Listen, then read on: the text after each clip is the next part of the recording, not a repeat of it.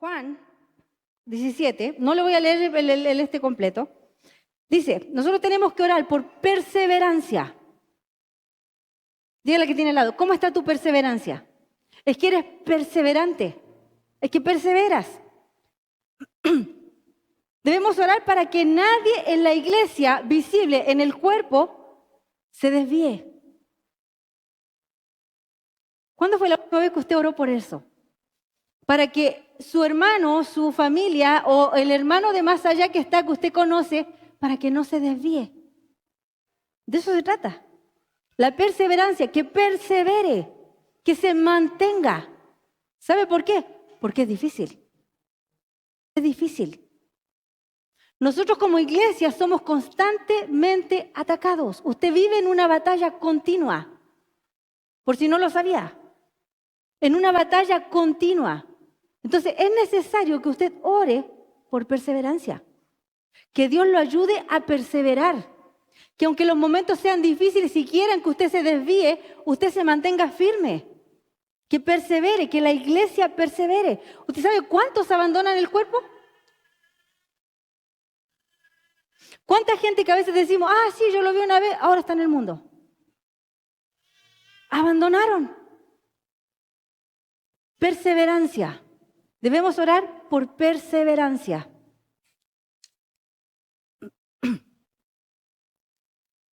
Debemos orar también por gozo. También hace parte de esa oración. Gozo. Dígale al que tiene al lado, ¿cómo está tu gozo? Usted sabe que el gozo es importante en la vida de la gente porque no tiene nada que ver con el estado de tener cosas buenas o de tener momentos de felicidad. El gozo va mucho más allá que eso. El gozo es un estado que Dios puede proveer a alguien que lo conoce y que se aferra a Él. Quiere decir que aún en momentos de dificultad y de tristeza o de pena, usted va a tener gozo. De eso se trata. ¿Cuándo fue la última vez que usted oró para que la iglesia estuviera gozosa? O mejor dicho, ¿cuándo fue la última vez que oró? ¿Cuándo fue la última vez que oró para que la iglesia tuviera gozo, para que la iglesia fuera perseverante? Siguiente, por protección. Este es más común, siempre oramos para que el Señor nos guarde, nos proteja, ¿sí o no? Ese es más común. Oramos por protección contra el mundo, contra la carne, contra el diablo. El enemigo trabaja constantemente. Y la carne te quiere dejar en la casa, ¿sí o no? La carne, ¿qué quiere la carne? ¿Qué quiere la carne? ¿Satisfacerse? ¿De qué manera? A través del pecado. Seamos más específicos y leemos más fino. ¿Qué quiere la carne?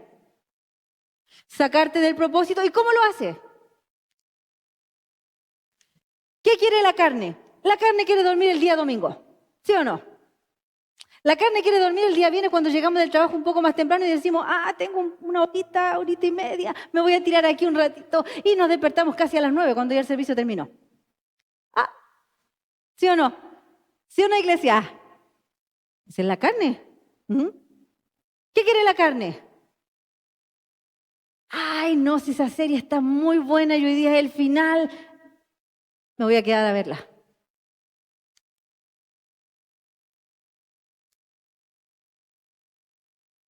¿Qué quiere la carne? ¿Pasarlo bien? ¿Pasarlo bien? ¿Qué quiere la carne? No, ¿para qué vas a ayunar si la comida es tan buena? Te vas a morir de hambre. Te va a hacer mal. ¿Cómo vas a ayunar? Esa es la carne. El mundo, ¿cómo funciona el mundo? ¿Quién me puede decir, dar un ejemplo de cómo el mundo trabaja? El mundo. Dijimos que tenemos que orar por protección. Protección. Que Dios te proteja del mundo, de la carne y del diablo. ¿Cómo trabaja el mundo? ¿Nadie lo sabe? ¿Sí? ¿Cómo trabaja el mundo? Yo veo que más en sí, ¿no? ¿O no? ¿O no era eso?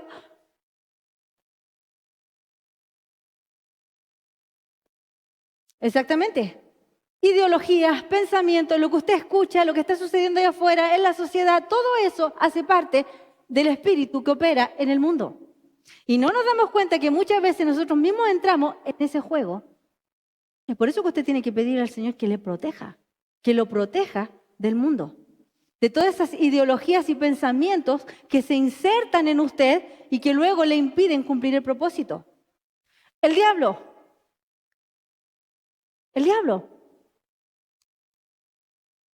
¿Cómo trabaja el diablo? A veces usted lo tiene aquí chiquitito, hablándole ahí a su oído.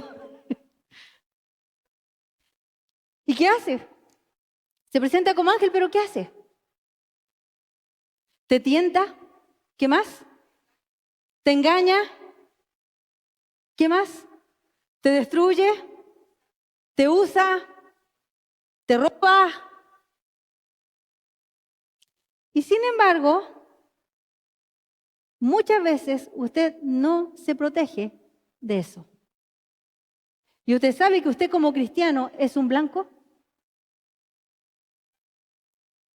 Si usted ha recibido a Jesucristo como Señor y Salvador de su vida, usted es un blanco. Un blanco para Él. Siguientes, tenemos que orar por santificación. ¿Qué es la santificación? Oramos para que la iglesia viva en santidad y sea conformada a la imagen de Cristo por la obra del Espíritu Santo. ¿Cuántos han orado por santificación? En la última semana, ¿cuántos oraron por la santificación de la iglesia?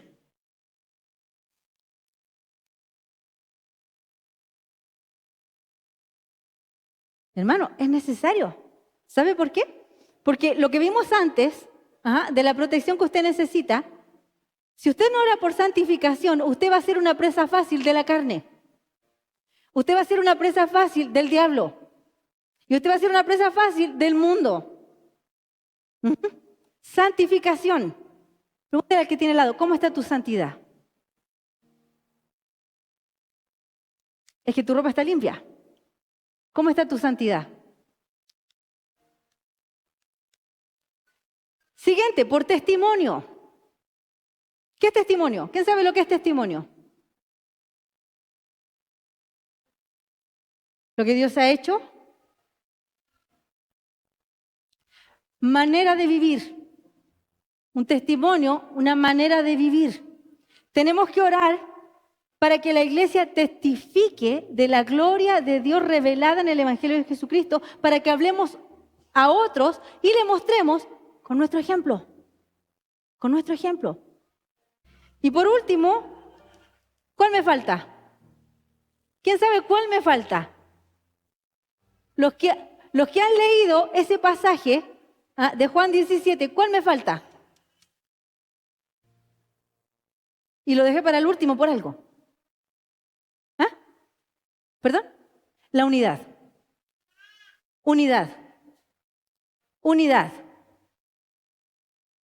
Y usted sabe que esta parte es la que Jesucristo más tocó en esa oración, la unidad.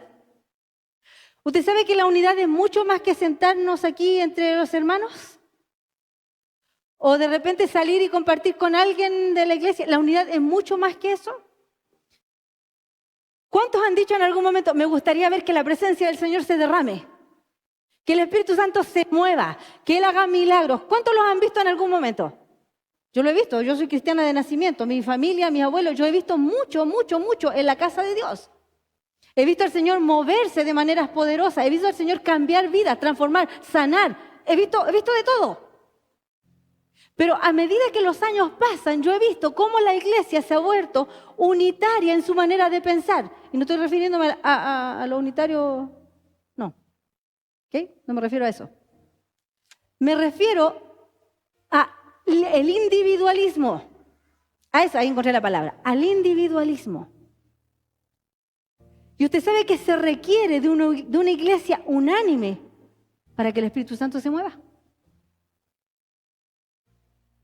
Jesús mismo lo dijo, donde hay 2 o 3 congregados en mi nombre, yo estoy en medio de ellos. ¿cierto?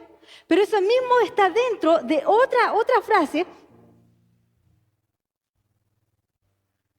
En Mateo 18:19 que dice, otra vez os digo, que si 2 o 3 se pusieran de acuerdo en la tierra acerca de cualquier cosa que pidieren, les será hecho. ¿Sabe por qué a veces no funciona? No porque Dios no tenga el poder de hacerlo, sino porque no estamos de acuerdo. Y usted sabe que en este país es lo más difícil poder encontrar que estemos unánimes. ¿Sabe por qué? Porque tenemos diferentes culturas, diferentes maneras de hablar, diferentes maneras de comer, diferentes maneras de vestir, diferentes maneras de hacer, diferentes maneras de pensar. Lamentablemente Dios quiere que aún así, con todo eso, iglesia, estemos unánimes. Usted sabe que se hace muy difícil que en la iglesia no nos queramos, por ejemplo, juntar con otras personas o que hagamos grupitos. Eso está mal. ¿Sabe por qué? Y yo no le estoy diciendo que usted tiene que juntarse con todo el mundo. No, yo no estoy diciendo eso. Estoy diciendo que tenemos que aprender a estar unidos. Aunque yo no esté en tu casa todo el tiempo, aunque yo no vaya a tu casa todo el tiempo, yo tengo que aprender a estar unido contigo en un mismo sentir. ¿Me va siguiendo, iglesia? Usted sabe que hay mucha gente que a veces piensa que la unidad es pasar metido en la casa de la gente. Dígale que tiene al lado, eso no es unidad. Eso no es unidad. ¿Sabe por qué? Porque a veces incluso eso se presta para división. ¿Sí o no, iglesia? Entonces, escúcheme lo que le estoy diciendo. Él quiere que estemos unánimes todos juntos. ¿Es que es imposible? Es que es imposible, iglesia. No puede ser imposible si Él lo pidió. No puede ser imposible si Él lo mandó. No puede ser imposible. Quiere decir que está dentro de nosotros poder hacerlo. Está dentro de nosotros poder dejar nuestros deseos personales y unirme a mi hermano para poder pedir algo y clamar. ¿Sabe por qué no hay respuesta cuando oramos? Incluso cuando lo hacemos en nuestras casas. ¿Sabe por qué? Porque no tenemos comunión a veces ni siquiera con nuestra pareja. No estamos unánimes ni siquiera con nuestra pareja, ni siquiera con nuestros hijos, ni siquiera en nuestra casa. Diga conmigo, ay. Pero es la verdad. Es la verdad, iglesia. Él espera de nosotros que estemos unánimes. Él oró esa noche en el último pasaje, 17, diciendo que sean uno.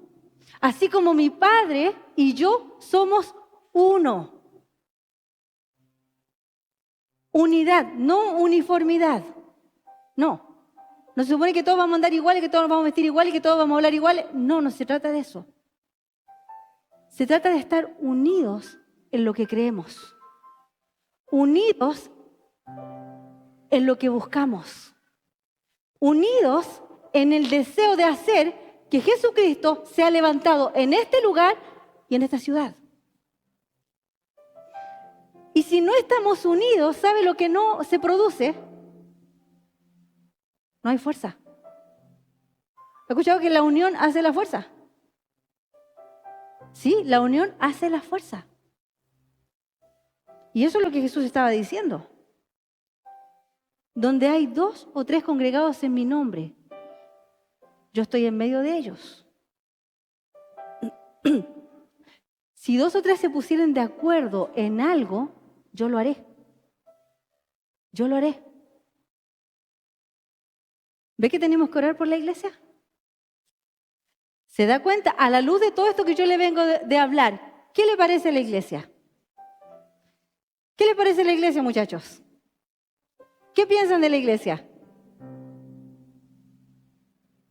Y cuando digo iglesia me estoy refiriendo a todos nosotros. ¿Qué piensa de la iglesia? Imagínese si usted analiza lo que le estoy diciendo y mira la iglesia de este tiempo, no de este lugar, en general, la iglesia de este tiempo, tenemos que orar. Tenemos que orar. Tenemos que clamar, tenemos que pedirle al Señor por todas esas cosas que Él pidió en algún momento. ¿Sabe por qué? Si Él lo pidió, es lo que hay que hacer.